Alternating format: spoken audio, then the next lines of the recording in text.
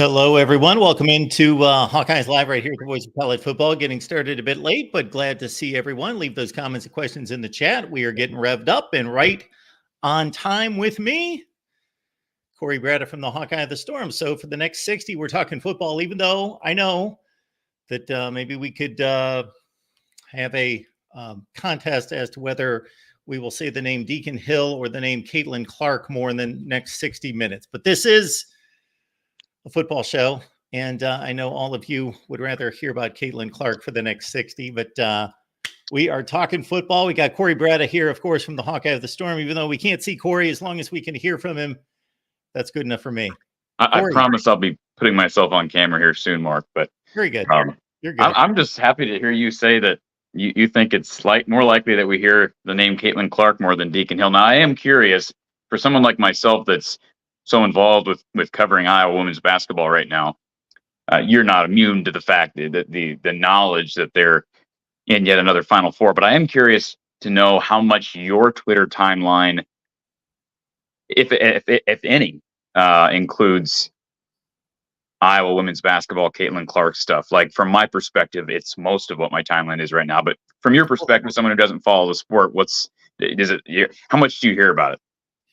Well, I see tweets or posts about Caitlin Clark and Iowa in particular, more so than the rest of the women's field. It's hard for me to compare it to previous years because it's not on my radar. I'm not paying attention and really not monitoring that. But I will say that I looked at I skimmed through an article on The Athletic today about the surge in women's basketball. I kind of glanced through. I was just trying to pick up some numbers in terms of how popular it was with Iowa's run last year, of course, to the Final Four, and the numbers look to be shattered this year. And then they sized up, and I got to think that her presence, and then of course the success of Iowa, has helped the entire sport. I got to think that it's feeding off each other, meaning that Iowa is impacting the rest of the sport and its increase in TV ratings. But I got to think then the entire sport is undergoing I guess it wouldn't be a renaissance if it was an initial popularity surge. Yeah, I think that's, yeah, exactly. I just think it's great for, so many people that laid the pathway for the sport. Kasheen Alexander is our post-game host for our women's basketball show. And, she played at Iowa, 10, 15 years ago. She was all Big Ten. She was all defensive team in the Big Ten. Like, she was really, really good. But if you go back and watch the highlight film of Kasheen, like, there's nobody in the stands. You can't hear a crowd. And people can make fun of that if they want, but the reality is, I know, because Kasheen said this on the air and she's told me personally, it is amazing to compare, at least with Iowa. I can't speak for other fans. I know that the sport has grown. I think it will continue to grow, but for Iowa specifically, just the unbelievable amount of attention we had last night on the show. And of course, viewership is still going up. It was a Monday night. Keep that in mind. It's a Monday night for the Elite Eight game. As it relates to post-game viewership, the most that we've ever had on the channel. And that includes men's basketball. That includes football. That is astounding for an Elite Eight post-game show. So I don't know what the future is. You and I have talked about that a little bit. That'll continue to be an off-season topic. How do programs like Iowa feed off recruiting? How does Caitlin Clark's tenure here and her career affect the development, how the game is played? Obviously, you look at a guy like Steph Curry. He had an unbelievable influence on the guys that came after him, a la Buddy Hield, Trae Young. Go down the list. Even like a Jordan Bohannon at the college level. He's a guy who clearly took some of what Steph Curry brought to the game and ran with it in college. So I'll be interested to see, but it helps my venture as a podcaster and post-game hoster, if you will, or post-game host. But it is cool to see the growth of the sport. Before we move on, I'm going to throw a few theories out there, and some of these theories may not be well received, but that's and I'm not saying that they're ironclad theories. I'm talking theories. They're theories. So the World Cup comes to mind because I used to experience this every 4 years. I don't like soccer, never played soccer, never watched a soccer game, never watched 1 second of the World Cup. Okay. I was always fascinated by these people that were generally in the same boat. They could care less about soccer. They didn't watch soccer. So they obviously didn't like the sport if they didn't watch it. And then every 4 years, they're watching the World Cup and getting excited about it. So we've got women's basketball, and I don't know how much better the game is played today than it was 5 years ago, 10 years ago, 20 years ago. I have no reference point because I haven't seen anybody take a shot in 20 years or whatever it's been. So I don't know how much better it's being played, but it's obviously an inferior game to the men's game. So for people that want to see the sport played at its best, that's not why they're watching women's basketball. So there's some other component there. Number one. Number two, I think there's also there's a portion of an audience that just wants to be part of what's going on. Like they would not personally have taken the initiative to watch, but now that they see that this is an in thing to do, they watch. And I also cannot relate to that because I don't do things or get interested in things because it's cool or popular or other people do. I watch and get interested in things that I truly take an interest in. Am I supposed to respond to that? No, you don't have to. And I don't think, I'm not saying that that's 90% of it or 2% of it, but I'm saying there is a percentage of people that are obviously reacting and responding in the way that I just outlined. Sure. But I also think there's a portion of people that do that for men's March Madness. There's a portion, like you brought up, the World Cup. So, I mean, I think the question is how is this sustained, not just with Iowa, but nationally? Like I said, I think the best chance the sport has at benefiting the greatest, because I mean, I think we can both agree on this, Mark. The sport has and is going to continue to benefit strongly from this era with Caitlin Clark. But to what degree will that occur? I think largely is dependent upon how the Caitlin Clark. Well, how she does she continue to grow the WNBA? Who comes after her in the next 4 to 5 years? Not just at Iowa, but at some of the other programs. Not just the powers, but the non-powers. Iowa was not a power prior to her coming here. I mean, they made a couple of Sweet 16s, made an Elite Eight, but in general, the sport as a whole has suffered in the past from lack of balance, right? I think that's the best way to talk about it. You were out in stores, you know exactly what UConn basketball, how dominant that program was for years, and now they're not the dynasty that they were. They're still really good, but the sport has benefited from there being more balance at the top and more competitive games. That's all part of it. So yeah, I mean, it's going to be interesting to see what her influence is. I think more so on recruiting, player development, player style, all that. I hadn't thought of this until just a second ago when you mentioned UConn. Is Gino Auriemma, is he still coaching? He absolutely is. Okay. I just figured he's been coaching for so long. I didn't know if he had retired. So I'm only going to say one other thing because it caught my attention in looking again through this article by The Athletic talking about the surge in TV ratings. But the highest rated TV game in the history of women's college basketball, at least until this weekend.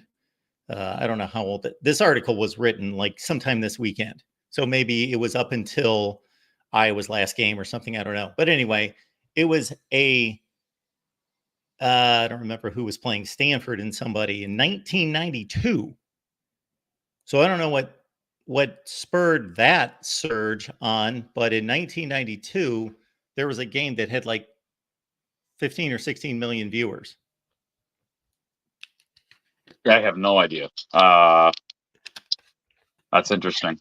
I know the national championship last year with LSU and Iowa was incredibly high. I mean, I'm guessing, I don't know the number you're quoting or the stat you're quoting. However, my guess is, Mark, that Iowa with Caitlin Clark, and I'm not a numbers guy, so I don't know this, but my guess is that Iowa games with Caitlin Clark have accounted for at least half of the top 10 all-time viewership numbers for the sport, is my guess. I don't know that for sure, but I have no idea what happened in what year was that again? 1992. Yeah, I have no clue. All right, everyone. We appreciate you being here. And Iowa plays next. They play Friday, and they play in Cleveland. You know, the Final Four is in Cleveland. So I did not know that. Okay. How far are you from Cleveland, Mark? Well, right now I'm about, I don't know, like 1,500 miles, but I was like 30 or 35 minutes. Okay. This is how little we know each other. I thought you were still in Ohio. Nope. I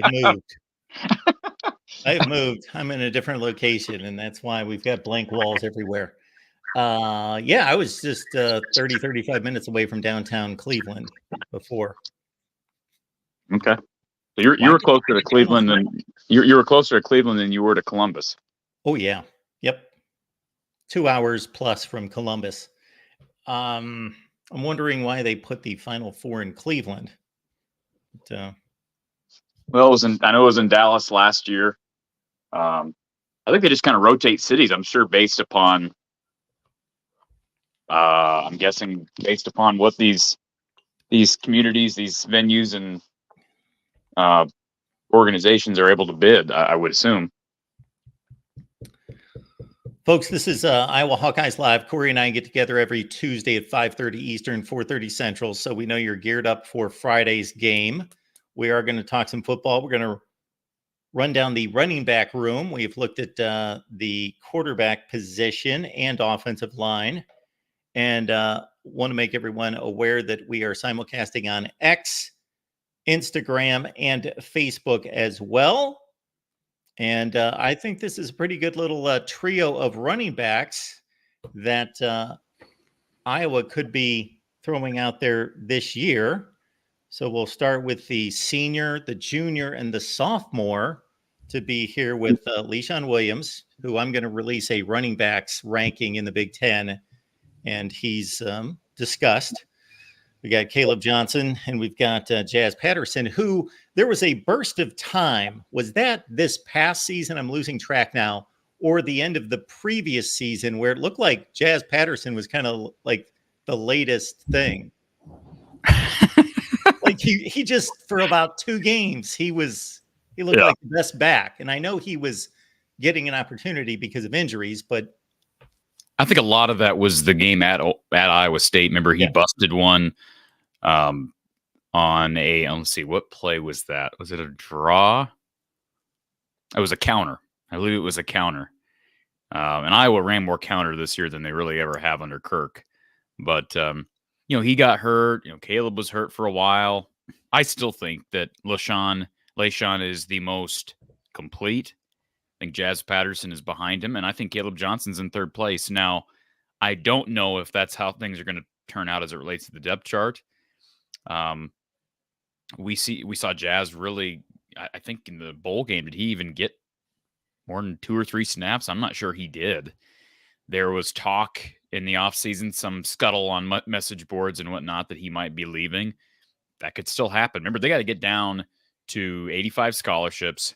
Now, since we've talked about that last, Mark, they were at 92. Caden Proctor decides to up and leave. That brings us to 91. And then Griffin Little, who was a lineman, has taken a medical, what do they call that? Medical scholarship or medical hardship?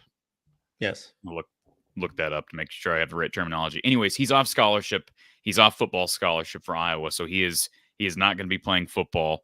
So unfortunate for him. But my point is that brings us down to 90. So by my count, they are still 5 over, but that's prior to, we're not even close to the end of the spring period and when that portal window opens. By the way, can I just mention this real quick? This number just came in. I mean, literally just now broke from ESPN. Do you want to guess what the Iowa LSU game did last night as it relates to viewership? I'm taking this strictly from this Athletic article that I skimmed through today, because otherwise I wouldn't have had any reference point. I'm going to say 14.7. 12.3. And ESPN says it's the most, this is what ESPN says, most watched college basketball game ever on ESPN platforms. Wow. Yeah, the game I referenced a long time ago, 1992, that was a CBS game. Okay. Yeah. Impressive to get those numbers, I would think. I mean, you've worked the business. I would think it's more impressive to get those numbers on ESPN than it is if the game was on ABC. Oh, yes. Absolutely. And more so today than it was 5 years ago, 10 years ago, 15 years ago. Although people have other options in how to access, and I don't know how all that's being counted now, but regardless, it speaks for itself. What you just stated. ESPN's been the broadcast home of women's college basketball since it has had any level of popularity and broadcast all the tournament games. So there you go. So anyways, back, I didn't mean to divert the conversation again, but as it relates to running backs, my guess is you lose somebody. I mean, I don't know who that's going to be. There's been some hype in the offseason. I think Terrell Washington Jr. is one of those guys that people are excited about, especially with Tim Lester and how Lester likes to utilize different types of athletes in different spots. He's a guy who has been talked about as potential slot guy, maybe somebody they can use out of the backfield on third downs as your third down guy, maybe moving forward. But then you have Kamari Moulton, who also had some moments. He's a smaller guy at 5'9", packs a punch, though, as does Jazz Patterson. But you can't play 5 guys, Mark. And there's just not enough snaps to go around. So I would just think someone's going to leave. I don't know who that's going to be. As an Iowa guy, someone who actually likes this position a lot. I like the diversity of the position. I like what Liddell Betts has built. I've talked about that in the past. I don't want to see any of them leave. I don't know what Kamari Moulton, Terrell Washington Jr. hold for the future, but I think they both have shown early in their careers promise. I think my favorite back of the 3 at the top is probably still LaShawn. I don't want to have to pick someone to leave. I guess if I had to, I might pick Caleb Johnson to leave. And some people are going to really resent that statement because, you know, he's this big back that we all thought may have a chance to be like the kid from Wisconsin or a miniature version of like a Derrick Henry. His biggest problem has been his inability to make people miss and to get his pads low. So he's a big guy, no question, physically looks the part, but some guys don't pack that punch, and he's a long strider. He's got good speed, but he's not real quick in the hole. I see a much better burst out of Jazz, out of LaShawn. I see, honestly, Kamari Moulton. Now, it's maybe a little easier for him at 5'9" to get low, but he packs a punch. So, you know, again, don't want to see any of them leave. Let's see how it plays out in the spring. I think it's the one good news you can take from this is that none of them left during the last transfer portal window. That's the good news, because any one of them could have left, and we wouldn't have seen them in the spring. So let's see what they all look like. Hopefully they're all healthy. I've not heard anything about injuries to that running back room thus far. But again, we've had very little information coming out of spring camp. So we'll just see how it plays out and hopefully get a look at all of them on that open spring practice day. And the way you just described Kamari Moulton is exactly what I have seen in preparing for tonight's show, because I'm not going to pretend to know much about Kamari Moulton, but in everything I reviewed, that he is the shiftiest and the quickest of the bunch. But and as you mentioned, for his size, is not shy about being a physical runner and running between the tackles and behind his pads. I think it's a good room, as you just mentioned. I think it's a really strong portion of this team. Where does it stack up in the? I mean, you're going to be doing some running back rankings. Where does it stack up in the Big Ten? Just if you had to throw a number out there right now, out of 18 teams now. Yeah, I just ranked individual running backs. But if we look at the entire room, I would take Ohio State's room, and I would take Penn State's room, and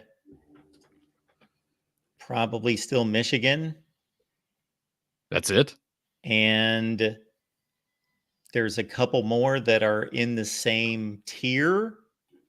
I'm having trouble finding many rooms that are that much better.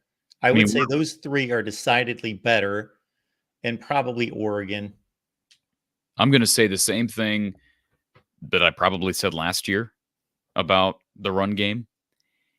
And if what you just said is true and pans out, if they figure out the offensive line, and that's a big if, just like it was last year and the year before that, although they're as old as they've ever been, if they figure out that offensive line, this team has a chance to make the 12-team playoff. I mean, it's just reality of it. They just need something to click on the offensive side, Mark, other than just, we have good tight ends. Something needs to click. It's got to either be the run game or it's got to be the passing game. Do we have more confidence in one or the other? Well, obviously, I think chances are they figure out the run game before the passing game, because I think they have more talent in that running back room than they do at the wide receiver position. They have more talent up front along that offensive line, guys who are decent recruits coming out of high school than they do, looking at quarterback. So if they do that, we previewed special teams last week. There's some question marks, but you have confidence. By the way, Cooper DeJean, speaking of special teams, I tweeted this out earlier. He is reporting that he's completely cleared. So he's saying his injury is completely behind him. He's going to be working out for teams here soon. So it'll be interesting to see, where he ends up falling on draft day. That's coming up. What is the day of the draft? It's the final weekend of April, whatever those dates are. That Thursday night will be round 1. Okay. That'll be fun. It'll be interesting to see. You're probably going to get at least 3 Hawkeyes drafted, which will be another solid draft class. LaShawn Williams ran for 900 yards behind an offensive line that was in the bottom portion of the Big Ten. I'm not going to say it was anywhere close to being the worst, anything like that, but it was not average in the Big Ten, and he still ran for 900 yards and 4.8 yards per carry. And like you say, Caleb Johnson, like if you would have asked me before, I won't say before last season, I'll say sometime during the previous season, I had the perspective that Caleb Johnson was the best back. And the more I watched, I took from you and your analysis, and then I'd watch and say, man, for as big as this guy is, he doesn't run like a physical runner. No, he tiptoes around and that sort of thing. Can that change? I mean, he's got a running backs coach in Liddell Betts who knew how to run and use his size. So maybe that can change. Maybe, again, we'll get a glimpse of that in the spring, but he's 2 years in, and I have not seen that yet. Travion Henderson of Ohio State would be a great example of that. I'm not going to put him and Caleb Johnson together because Travion Henderson was the number 1 running back in the nation coming out of high school. So he's just flat out better.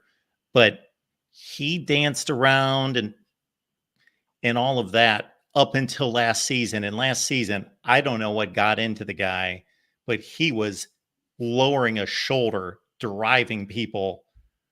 It was impressive. Well, and just to clarify something about Caleb Johnson, I'm not saying you're wrong about his maybe potential to develop. He doesn't dance around. He just goes. Okay. He just runs. Like he's not patient enough. I don't know that he's got the best of vision, and he doesn't lower his pads. So, I mean, does he have quick twitch? Maybe, but there's just been some things that concern you about his ability to use his talents.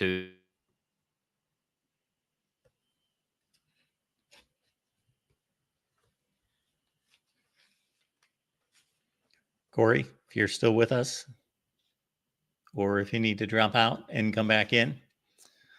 Right, folks, Hawkeyes Live, right here at the Voice of College Football. And of course, you're probably already joining Corey for all the basketball coverage over on from the Hawkeye of the Storm. And of course, Friday's a huge event with Iowa taking on whomever they're taking on in the Final Four.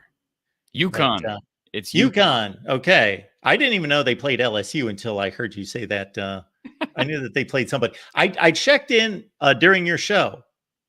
Okay. And I saw that. And I remember, Caitlin, I was this dialed in that I caught you for about a minute or two, maybe longer than whatever it was, 2 or 3 minutes.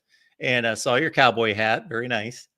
And I didn't know if that was a special occasion or you just like to wear cowboy hats or you were celebrating the win or I don't know. It's something that Coach Patterson and I started. He wore his actually people started calling him Dirty Don last year. So he brought out, he had like a sequin cowboy hat that he brought out. And so I think you told me that before. But I remember Caitlin Clark's line. I saw it 41 points, I think 15 assists. I don't remember now. I know it was 41 points. And I know that they won, of course, but I didn't realize that they had already played this big rematch against LSU. Okay. Yeah, they got that. All the talk was about that region being so difficult, and they made it out of that region. So honestly, right now, I mean, I'm not going to be shocked if they lose to UConn. UConn's really good. Mm-hmm. But I won't be shocked if they beat them, and I won't be shocked if they win the whole darn thing. Like, I think South Carolina is the odds-on favorite. The numbers would say that they're the best team in the country. But Iowa's overcome those odds a couple of times now in these last 2 years. Once against South Carolina a year ago, again last night against LSU. So it would be quite a storyline. You made a comment a few minutes ago, Corey, about getting something to click with this offense, getting something that could be relied upon besides the tight end position. That should not be the calling card of any offense. Here's some numbers I picked up along the way in preparing for this. And I'm mighty proud of myself. I've mentioned this now 3 times that I actually, I took about 5 or 10 minutes and prepared for this show tonight. I came ready. 5 to 10 minutes. So good. Those 3 shutouts that they suffered last year. This was the first time since 1972 that Iowa was shut out 3 times. That was the worst yardage output by an offense in the Big Ten, not an Iowa offense, a Big Ten offense since 1984. And the -7 turnover margin was the worst since 2006. Over 3 games. Pardon me? Or over 3 games, or what are you talking about? The overall -7 turnover margin for the entire team for the entire season. Oh, for the entire season. Yeah, it was the worst since 2006. And yet they won 10 games. Yeah. It's incredible stuff. So, by the way, we should mention it, and I didn't bring it up because they're not here yet. They're going to be summer enrollees. But Xavier Williams is another guy who's coming in at tailback. He packs a punch based on everything I've seen and heard. I really like Brevin Dahl, but he's coming off a broken leg. So my guess is he'll redshirt. But, I mean, would I be shocked if Xavier comes in and plays right away? I didn't expect Kamari Moulton to come in as a freshman. I can tell you that. A guy that got late in the process who looked to be undersized. But what do you know? All those guys at the top got hurt at one point, and all of a sudden, Terrell Washington, Kamari Moulton were playing big snaps at Happy Valley against Penn State. So wouldn't be shocked if Xavier Williams comes in if he's fit. I mean, he's as a senior, he's listed at 6 foot 220. It's pretty thick, Mark. That's pretty thick for a tailback at high school. So we've seen in the past freshman running backs play. There's certain positions you don't expect that at. Certainly offensive line. Typically not tight end, although Addison Estringa proved that wrong to some extent. Certainly quarterback, but we may see some freshman action at tailback if injuries become a problem, which they unfortunately do become a problem. And that'd be the only thing I'd say, Mark. Is there a chance Iowa could hold on to all these guys? Maybe. Maybe, but I have I just don't know how that works because, unless Jazz and Caleb are like, okay, this is our room once LaShawn graduates. If people forgot, LaShawn is a senior this year, and so he'll be done after, assuming he doesn't get hurt, because I believe let me look, make sure he didn't take a redshirt year. No, he did take a redshirt year. So he redshirted in 2020. So he's done after this year. So maybe, I mean, I know guys want to play, and this is the era of the here and the now, but Jazz Patterson and Caleb Johnson are both young guys. They would at least have a year beside one another as a 1-2 punch where you could say, okay, these are our guys, and maybe you hold on to LaShawn as well. And the freshmen are like, hey, they didn't redshirt, so maybe you can redshirt a Kamari Moulton this year. I mean, that's hard to do with the injuries, but just some thoughts there.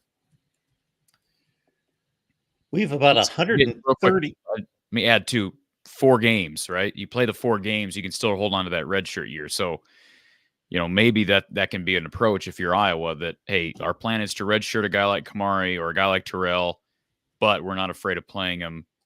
Let me just make sure that one of those guys. Okay, Kamari did technically redshirt and Terrell redshirted, so never mind. Those guys they have 4 years, so they didn't play enough last year to burn the redshirt. That's good news, because I wouldn't think they're going to up and leave this spring. I'd be more concerned about one of the 3 guys ahead, and I don't think it's going to be. If I was to guess who will be the guy that leaves, it's going to be either Jazz or Caleb. I don't see LaShawn leaving as a senior, because I think Iowa likes him. Did we talk about the depth chart that was released last week, Mark? No. I remember you making the comment that you didn't see anything significant from it. There was nothing significant, and that's why we didn't talk about it. But if you want to talk about it, let me just pull up the depth chart from last week, perhaps. Okay, so at tailback right now, LaShawn is 1, Caleb Johnson 2. So there you go. There's no or there. I think LaShawn is their guy, and so it's a matter of, can they hang on to one or both of his backups, and if not, maybe you get a young guy who ends up factoring into playing time. We have about 140 online, about 80 on YouTube, and we are also simulcasting on Instagram, Facebook, and Twitter. So just want to let you folks know that you can join us on YouTube every Tuesday at 5:30 Eastern, 4:30 where it counts. And that way you can take part in the conversation, and you can leave your comments and questions. We appreciate your super chat contributions as well.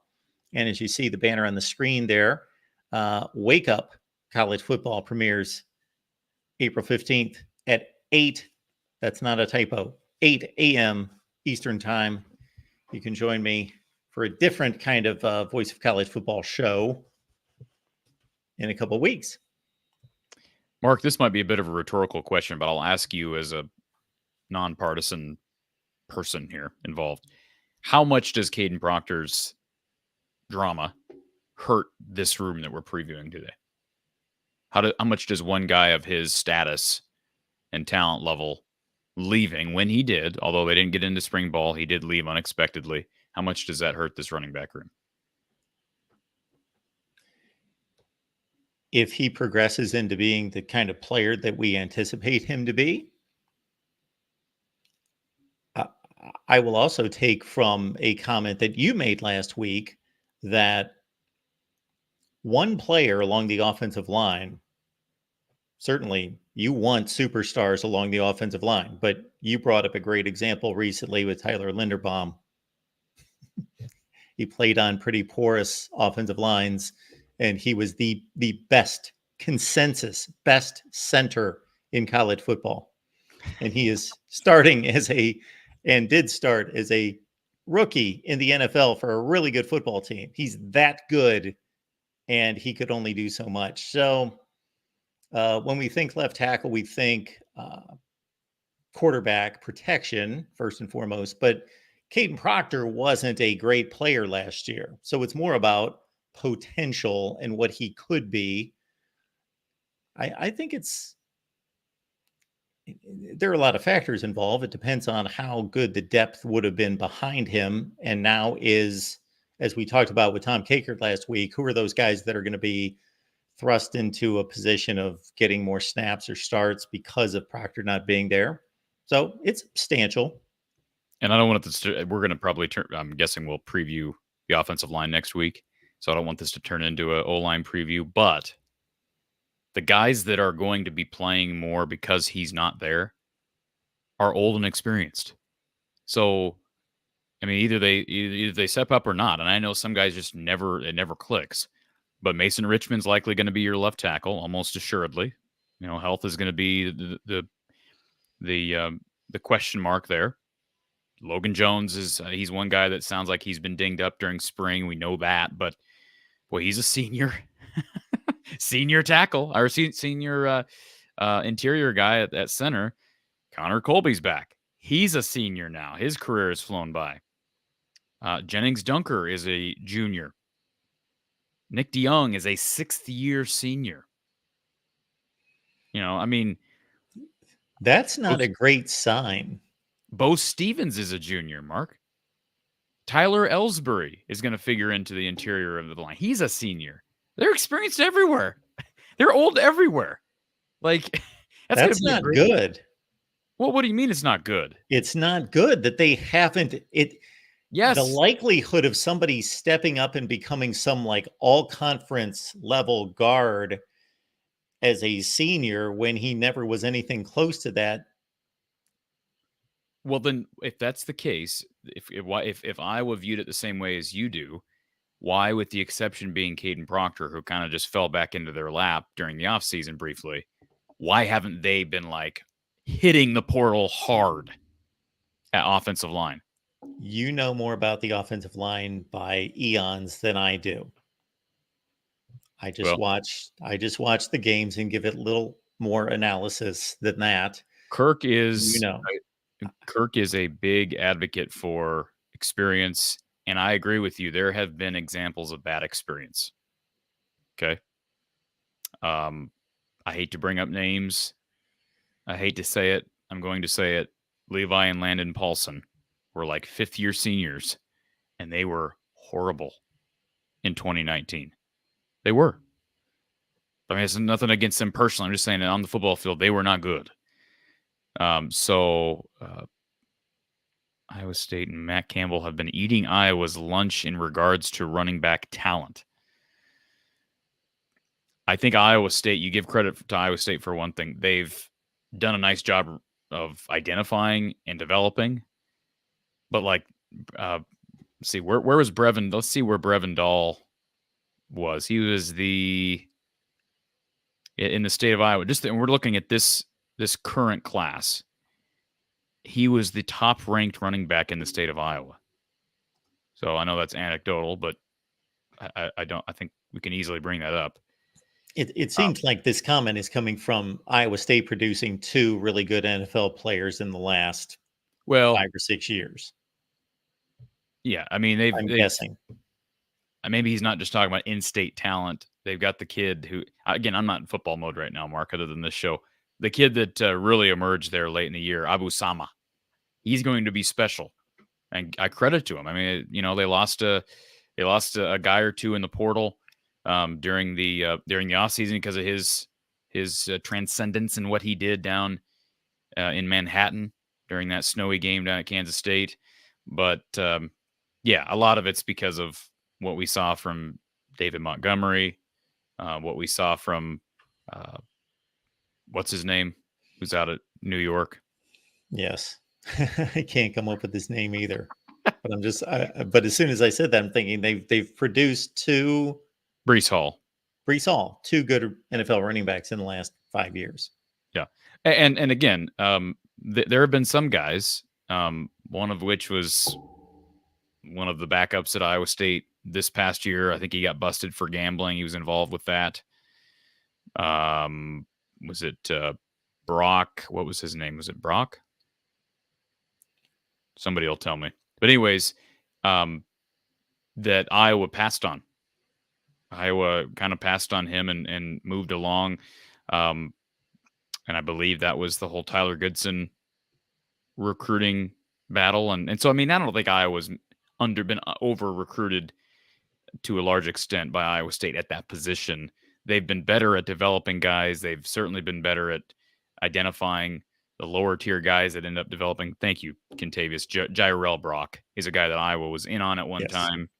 And I'm out of football mode too, and I've got no excuse like you do. These names are all names I know, but yeah, I have not spoken in months and months and months. You do a much better job, Corey, of making that Iowa State connection. Iowa State's completely off my radar when I'm on this show. I don't think about Iowa State. I compare Iowa to the Big Ten. I'm always looking at Iowa through a lens of the Big Ten and not making comparisons with them and Iowa State. You've grown up looking at those two programs, making comparisons, being right there, and hearing from both fan bases to a certain extent. And I'll admit, I mean, they've got to figure out a way to run the ball better. I'm certainly not taking that away from. It's not just Liddell Betts. Obviously, I think a lot of it falls on George Barnett and the offensive line. Certainly, a lot of that falls on Kirk Ferentz. He's been touted as an O-line guru, and they have had several years now where that O-line has not performed up to standard, and they don't run the ball well. Year after year, they don't run the ball well. So I think the biggest hope for Iowa fans right now should be that Tim Lester is going to ignite and help Kirk because Kirk obviously knows, like, we can say what he's known for, but we can also just state facts and say Kirk Ferentz understands offensive line play. Okay. He is an O-line guy. So maybe the approach he's taking that the offense has taken with as it relates to schematics, blocking schemes, etc., are outdated and not fitting what we're seeing with modern day defenses. And if that's possible, if that's conceivable, then perhaps Tim Lester will inject some new thinking as it relates to schematics, and you combine that with Kirk's extensive knowledge and exceptional teaching ability, along with George Barnett and how liked he is within that room, and perhaps they can really figure it out. But I still think a lot of it comes down to the new offensive coordinator. Yes, thank you, Thor. I was thinking I had that right, but that's been how many years ago now when Goodson committed, and they did pass on Brock. And then, of course, Mekhi Sargent came in via transfer that year as well. And you're going to see this team up close in 3 weeks? Something in that range? Yeah, let me grab that's a good question. I was just thinking about that earlier today. Like, what's the actual date of the open practice? The first day of open practice, or excuse me, the only day of open practice this spring is on Saturday the 20th. So, we've got about from Saturday. Yeah. Nice.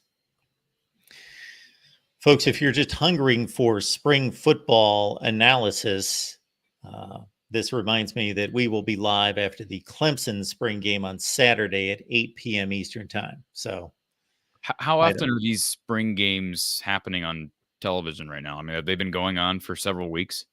Oh, no. Hardly anyone. Missouri is the only major school that I know. For some reason, Missouri always plays very early in the spring. Their spring game was March 20th. But Clemson's really the first go around with a major school, and Auburn's this week, and somebody else is this Saturday. But most of them are on the 13th and the 20th are the volume days. It's interesting that Missouri, I mean, I can understand Southern schools scheduling it early. Why would Missouri, Columbia, Missouri, why would you want, I don't know what the weather is like in Columbia in March, but I would think you'd just like any other Midwest school, you'd want that to be as late as possible for fan attendance. And you mentioned a playoff game for Iowa this year, and that this team could contend for a playoff game. And speaking of weather,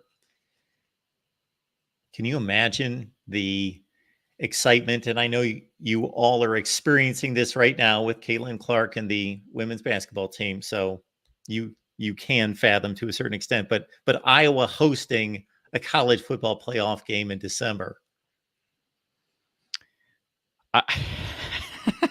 I think it's great. I think it's great. Now, I will say this. I have never been a big fan of NFL playoff games when it's 0 degrees. I just think it's almost ridiculous. I know these fanatics that go up to Lambeau on these really cold January days, they love it. But it would be different. I can say that. It would be different. And so remind me again, with the new 12-team format, you have just run down how that works as far as locales. Everybody's, for the first round, who's the higher seed gets home field. Seeds 5 through 12 play. So just like an NCAA tournament bracket that everybody's familiar with, 5, 12, 6, 11, 7, 10, and 8, 9. And the higher seed gets the home game on campus. So What? Iowa would have to finish 5, 6, 7, or 8. I was going to say that makes it a little bit more difficult, to talk about hosting, because they'd have to finish in the top 8. Otherwise, maybe they're going to Ole Miss or somewhere. It's all right. First round playoff game. Go somewhere warmer. Yeah, sure. It's like a second bowl game. I'll take it. Do you think you would make that trip? Down for a game at Ole Miss? Yeah. Ole Miss is a good example, though, because they've been right on the cusp, similar to Iowa in a couple of these years where they finished. I'm not saying they haven't been a better team than Iowa, but I'm just saying they finished in that, 8 to 12. Right. I'm full of good examples. Huh? I'm full of good examples. Honestly, let's see. Where have they been? Where were they at last year? They finished in the top 6. They went 10-2 in the regular season. So they would have made the playoffs.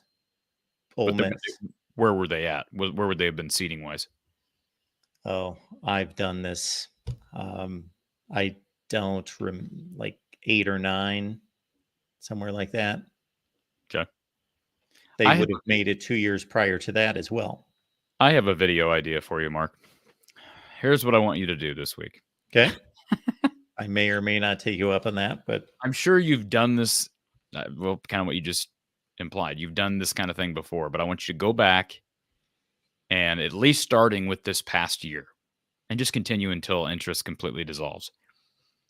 Starting with 2023, I want you to take the top 12 teams and make a 12-team playoff bracket and then put it out for your viewers and then make your selections live on the air. Fill out your bracket per se, which is a straight connection, direct connection to March Madness and how fans love to interact with that tournament. Make your picks live on the air and then take calls while you're done. And maybe I'll take it a step further, because sometimes you see the actual narration of the game and, this is how it would have played out. Exactly. Yeah. LaShawn Williams with an 18-yard touchdown run with 42 seconds left to send Iowa to the second round, silences Vaught Hemingway Stadium in Oxford, Mississippi. That would be really, I guess that's the other thing we haven't talked about in the past as it relates to this 12-team playoff and home field advantage. Like Iowa doesn't play. We talk about Iowa's schedule being so boring. Like this is the one opportunity Iowa fans are going to have to see Iowa playing in non-Big Ten venues. Besides Iowa State, they don't go anywhere else. They play on neutral fields for bowl games, and they play at Iowa State. That's it. Doesn't that sound cool? Think about Iowa going to Florida State in December to play a playoff game. Or go to Columbia, Missouri, or go to Manhattan, or go to South Carolina. I mean, I do think that would be interesting and will be interesting. I think it'll happen. I've said this before. I don't think the Iowa football team has a great chance of making the Big Ten championship game for years to come. I mean, I just don't. But I do think they have a chance this year to compete for a playoff spot. Now, some of that's obviously dependent on the health of the quarterback, specifically Cade McNamara, and what we talked about with development up front. But the defense will be ready. I think special teams will be fine. One thing that I don't know if it was brought up last week with Tom, Mark, and we should bring it up. Kirk did make the comment last week that there is a battle right now at punter, which surprised me a little bit to hear him say that. And that may just be tongue-in-cheek, not wanting to anoint the brand new kid from Australia as the punter. But, they've got, is it Ty Nissen? I don't know how you pronounce the young man's name, but the kid out of Carroll who transferred in from Iowa Western. He's a senior punter. So, yeah, I mean, let the guys compete. I would still hope that Reese ends up winning that job. And if so, that he's going to be maybe not Torrey Taylor, but as good as you're going to get as a freshman replacement. And if not, then maybe you go to the portal. Like if I know they can't give out many more scholarships, if any more scholarships, but if they have that little confidence in Reese as a freshman, maybe you do go to the portal at punter, which is something they've had success with before. Michael Steep Dalton was another Australian punter that they nabbed from Arizona State a few years back, and he logged some good snaps for them. So that'll be something to follow. Next up on the Voice of College Football Network, we talk Nebraska football in just about a half hour over on the Huskers channel with Justin Adams. So again, 7 Eastern, 6 Central, Huskers Live. We've got a full night here. I've been called upon to host the Michigan show. John D'Adamo cannot make it tonight, so I'm hosting the Michigan Live show at 8 Eastern. There is a 10:15 p.m. Eastern Time Oregon Live show. I will not take part in that. And then we've got our USC show at 11 Eastern tonight as well. So plenty of college football to talk about to get you between NCAA tournament rounds.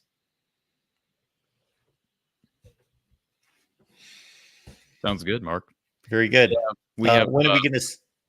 I was just going to say we have put in a plug for those that do follow women's basketball. We will have a live show with Kasheen, with Kasheen Alexander, either tomorrow or Thursday. So stay tuned. I'll try to get an announcement out by this evening. But we will have a Final Four preview show where we'll interact with viewers again. So it was a lot of fun last night. We'll continue that. And this is the last week of post-game basketball or football until September. So I'm going to enjoy it, whether it ends on Friday or not. It's been one heck of a ride, and just appreciate everybody for being a part of it. Like I said, most viewed show in the history of my channel last night. I think concurrent viewership. Do you want to guess what? I don't even know what it was, Mark. There were somewhere close to 1,100 people when I jumped on.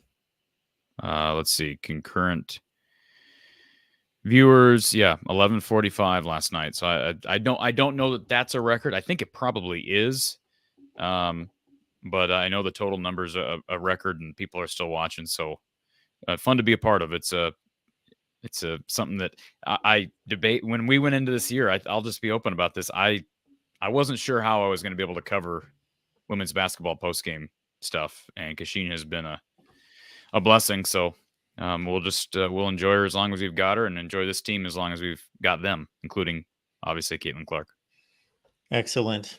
All right, everyone out there, enjoy Friday night, and we'll be back here next Tuesday at 5:30 Eastern, 4:30 Central. In the meantime, Corey Bradda from the Hawkeye of the Storm, lock in on everything Corey has provided there. Corey, thank you so much. We'll see you soon, sir. Sounds good, Mark. Thanks.